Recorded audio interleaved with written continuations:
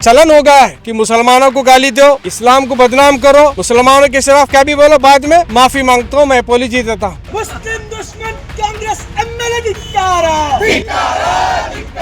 खाली ये सॉरी बोलकर ये हम खामोश रहेंगे बोले तो हम नहीं छोड़ेंगे। आने वाले दिनों में उस एमएलए का घर का घेराव भी करेंगे। तो अगर मुस्लिम को अगर लैंड अलॉट हुई अगर गवर्नमेंट की, तो ऐसे ऑफिशियल्स को चौराहे पे लेकर मैं हैंग करता हूं बोलकर एक गारंटी स्कीम कांग्रेस के एमएलए ने मंडिया के श्रीरंगपट्टनम में जारी की है। खुद राहुल गांधी ने एक्सेप्ट किया है कि उनके पास ऐसे चड्डीधारी लोग हैं बोलकर।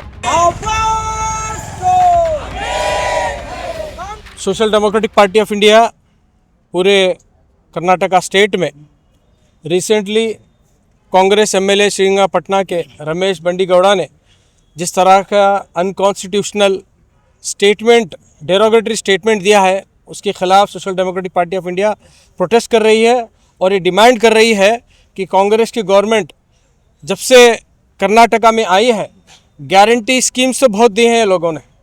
अब नया गारंटी कांग्रेस के जो एमएलए हैं उन्होंने दी है कि अगर कोई मुसलमान का रहता, अगर एग्रीकल्चरिस्ट फार्मर है, अगर कोई एप्लीकेशन देता है, तो अगर मुस्लिम को अगर लैंड अलॉट हुई अगर गवर्नमेंट की, तो ऐसे ऑफिशियल्स को चौराहे पे लेकर मैं हैंग करता हूं बोलकर एक गारंटी स्कीम कांग्रेस के एमएलए ने मंडिया के श्रीरंगपट्टनम में जारी की है।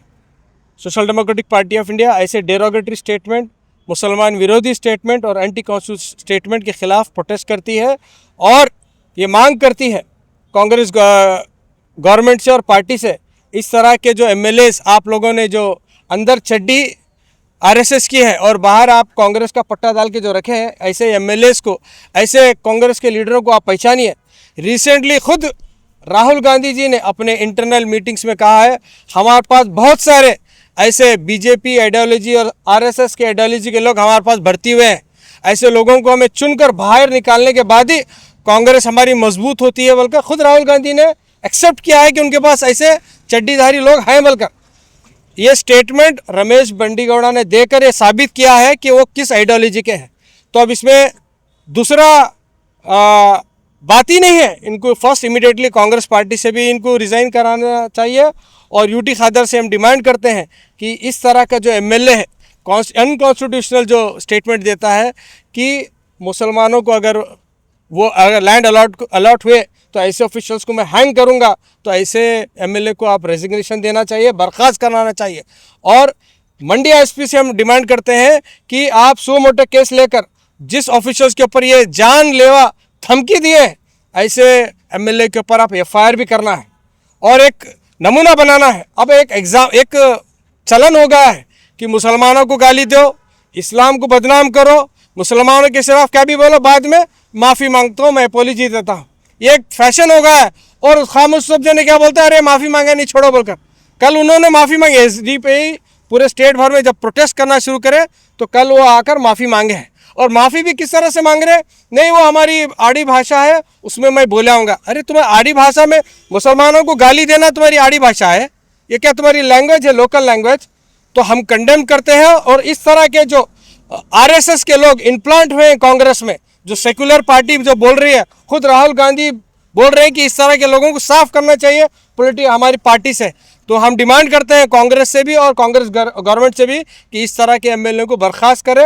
अगर नहीं करेंगे, खाली ये सॉरी बोलकर ये हम खामोश रहेंगे बोले तो हम नहीं छोड़ेंगे। आने वाले दिनों में उस एमएलए का घर का घेराव भी करेंगे और इस तरह की जो भी स्टेटमेंट देते हैं उनके खिलाफ हम सख्त कार्रवाई करेंगे। ऑलरेडी लॉ है, देखो कानून में हर तरह के ये तो लॉ है, क्राइम के ऊपर लॉ है, उसकी भी हम डिमांड करते हैं। इस तरह के जो कानून जो आए दिन मुसलमानों को लेकर, इस्लाम को लेकर, प्रॉफेट मोहम्मद सल्लल्लाहु अलैहि वसल्लम को लेकर जिस तरह से डेरोगेटरी स्टेटमेंट होते हैं, या सिर्फ मुस्लिम ही नहीं, कोई भी रिलीजियस हेड के खिलाफ या कोई भी रिलीजियस के खिलाफ इस तरह का अगर स्टेटमेंट पर्टिकुलर उसके ऊपर आईपीसी उसके ऊपर धाराएं होना चाहिए। लेकिन उसके अलावा भी बहुत सारे ऐसे कानूनी हमारे पास प्रोविजंस है, लेकिन गवर्नमेंट पुलिस डिपार्टमेंट नहीं लेती है, तब तक नहीं लेती जब तक उनको गवर्नमेंट की तरफ से गो हेड नहीं जाता।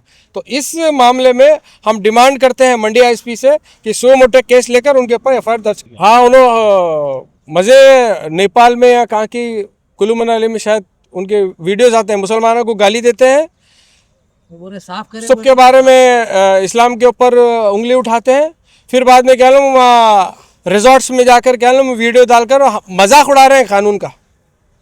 गुलबर्गे के मुसलमानों का मजाक उड़ा रहे हैं, यहाँ की देश के कानून का मजाक उड़ा रहे हैं। तुम क्या करते हैं कर लो, मैं मज़े से हूँ बोलकर। शर्म आना चाहिए लॉ एनफोर्समेंट एजेंसीज को। गुलबर्गा आने के बाद आप उनको अरेस्ट करेंगे, कि आपके पास इतने रिसोर्सेस नहीं है कि आप उनको वहाँ पर जाकर अरेस्ट किया जा सकते। रिसेंटली प्रोटेस्ट भी हुआ, लेकिन यहाँ के जो इंचार्ज मिनिस्टर के ऊपर गाली नहीं है।